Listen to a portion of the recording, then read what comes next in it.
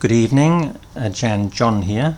Tonight I am going to talk about the reasons people get married. The quotation you can see from Jackie Kennedy gives us 3 reasons why people get married. Do you know who Jackie Kennedy was? She was once the First Lady, married to JFK or JF Kennedy, who I'm sure you will remember was assassinated in Dallas, Texas a long time ago. I'm sure you have seen the film footage. It must be one of the most infamous incidents in contemporary American history. Infamous. If you have seen the film footage, you will remember the president was riding in an open-top car with his wife Jackie when he was shot by a sniper and later died. So Jackie said the first time you marry, it is for love, and I think most people probably feel that love is the main reason to get married. By love we mean romantic love. But there are no real clear definitions of what this love is, and often it seems to be the stuff of romantic fiction rather than something objective. I think this is being suggested by Jackie when she said that the second time you marry for money, meaning you are thinking about your security rather than some vague emotions. I'd also like to say at this stage that I'm going to include long-term relationships in the same basket as marriage, because I think nowadays many people see a long-term relationship as a valid substitute for marriage. So love is still the main underlying motivating force for romantic relationships beginning. So what is it exactly? Very difficult to try to define, but I think some of the ingredients are sexual passion, a feeling of great happiness when you are with the other person, and a sense of closeness which you cannot have with anyone else. Personally, I suspect that some of this is biological, that there is something within us which is predisposed to forging a strong link with another person, especially in our younger years, say from the age of 17 or 18 until early 20s. I think this is the time when our passion runs highest or runs strongest, and this theory would make sense from a biological perspective, as it would be helping to prolong the existence of our species. Prolong the existence. Without this passion between young men and women, the birth rate may begin to fall, and within a few short years we may become extinct. So there's every reason to believe that the basis of romantic love may be biological, may be in our genes, Genes, rather than from our mind as we tend to think of it.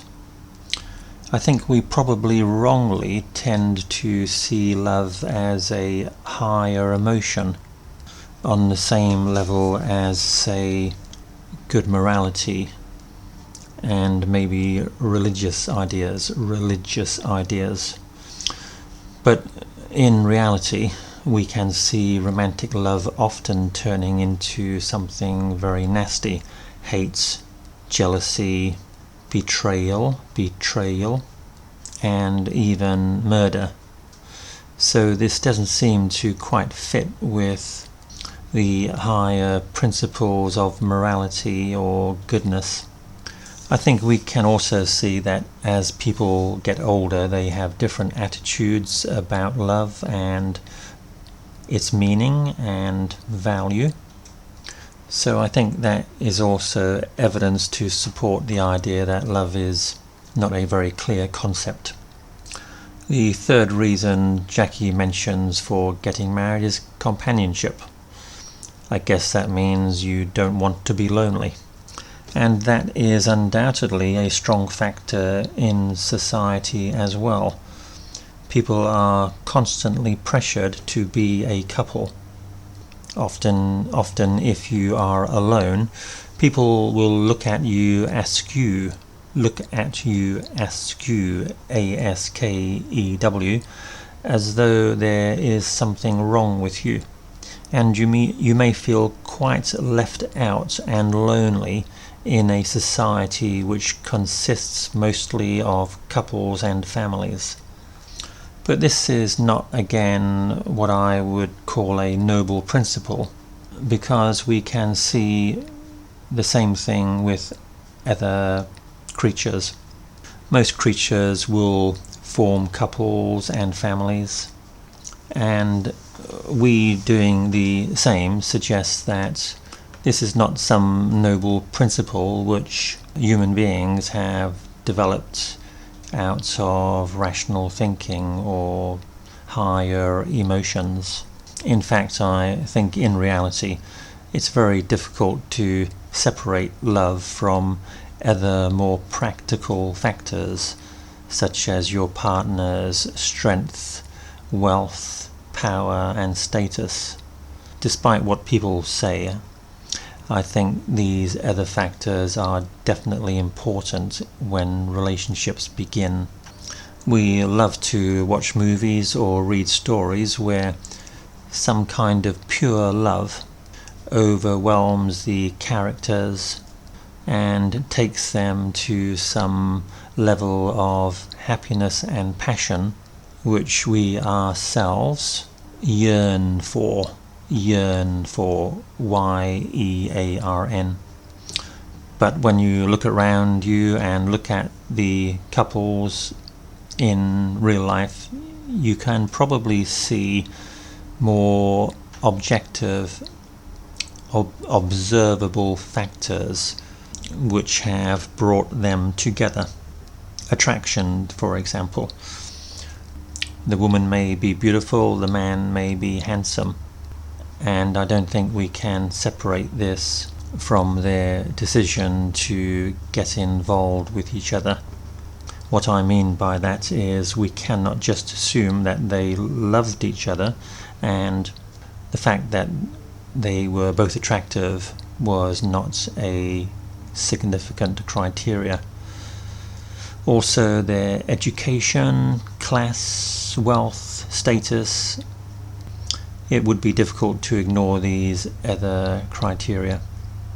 So let's now do an essay question, and the question is, do you think we should marry for love or more objective factors such as money, power and status? First paragraph. Most people will either get married or have a long-term relationship during their lifetime, and the reasons they are attracted to each other are many and various. Some people say they fell in love at first sight. Others say they were gold diggers and they got together because the partner was extremely wealthy. Second paragraph. Now, I'm going to support getting married for practical reasons because I feel like being a bit of a devil tonight. Remember that when you're answering an essay question in an exam, for your second paragraph, which is the main paragraph of the essay, you should choose the ideas which you can easily talk about, not which are necessarily the answers you believe in. Remember, in an English exam, you want to show high quality English. The answer to the question is secondary. So let's begin. Second paragraph. I think romantic love is nonsense, an illusion attractive mostly to young people who haven't yet had sufficient real life experience to realize what utter poppycock this notion is. Poppycock, Poppycock. When young people are moving from adolescence to adulthood, they are full of passion and are likely to mistake what are mostly biological urges with some higher emotional ideal. This is a dangerous stage for them. They are likely to choose a partner for the silliest reasons, such as their hairstyle or the way they walk, and they will have plenty of time in the future to regret these hasty decisions, hasty. Everyone over the age of 25 knows that romantic love is just stuff of movies and silly books. And when you are choosing a partner, you should look at real practical stuff like their education, their financial status, and their future career path. I have a friend I will call Adam, who met a girl he fell in love with when he was 18. They were head over heels with each other, head over heels, and after a short whirlwind romance, whirlwind, WHIRLWIND,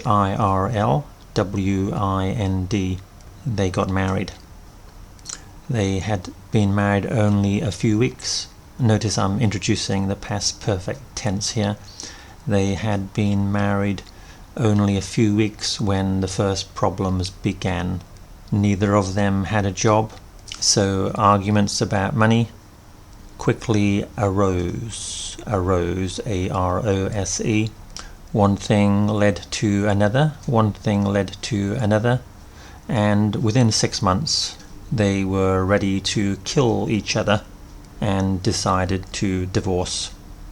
So I would advise everyone thinking of getting married or beginning a long-term relationship to look very seriously at their reasons for choosing their partner. Third paragraph, we're going to say something in support of romantic love now. On the other hand, many people still believe in the idea that somewhere in this world there is one person ideally suited for you, and if you can find them and spend the rest of your life with them, you will be eternally happy. I do occasionally hear stories of people who did get together for these ideals of romantic love, and they did in fact continue a beautiful relationship until the day they both died, often arm in arm. They died often arm in arm. Final paragraph, conclusion. In conclusion, you can see I am not a great believer in romantic love, but I don't want to be a spoil sport and say it absolutely does not exist. Spoil sport. SPOIL SPORT. Thank you and good night.